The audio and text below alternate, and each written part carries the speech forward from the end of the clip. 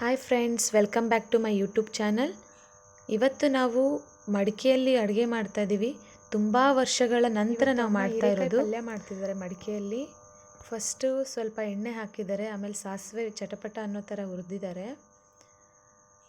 ಆಮೇಲೆ ಸ್ವಲ್ಪ ಅದಕ್ಕೆ ಈರುಳ್ಳಿ ಮತ್ತು ಕೊತ್ತಂಬರಿ ಸೊಪ್ಪನ್ನು ಹಾಕಿದ್ದಾರೆ. ಹಾಗೆ ಸ್ವಲ್ಪ ಉಪ್ಪು ಹಾಕಿ ಅದನ್ನು ಹುರಿತಾ ಇದ್ದಾರೆ.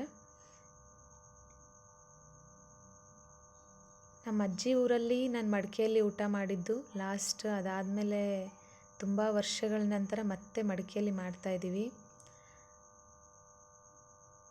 ಅದೆಲ್ಲ ಸ್ವಲ್ಪ ಕೆಂಪಗಾಗೋ ಥರ ಹುರಿಬೇಕು.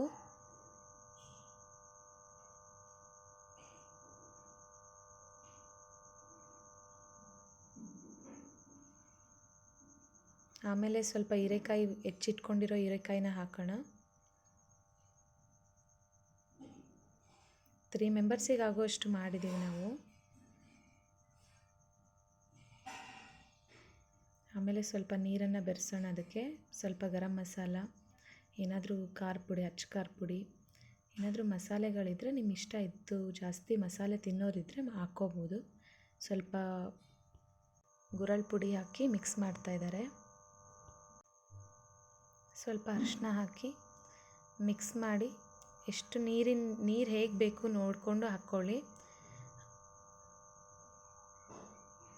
ಇವಾಗ ಪಲ್ಯ ಬೆಂದಿದೆ. ಸ್ವಲ್ಪ ಅಮ್ಮ ರುಚಿ ನೋಡಿದರು, ಉಪ್ಪು ಕಮ್ಮಿ ಆಗಿದೆ ಅಂತ ಸ್ವಲ್ಪ ಉಪ್ಪು ಹಾಕಿದರು. Thank you for watching.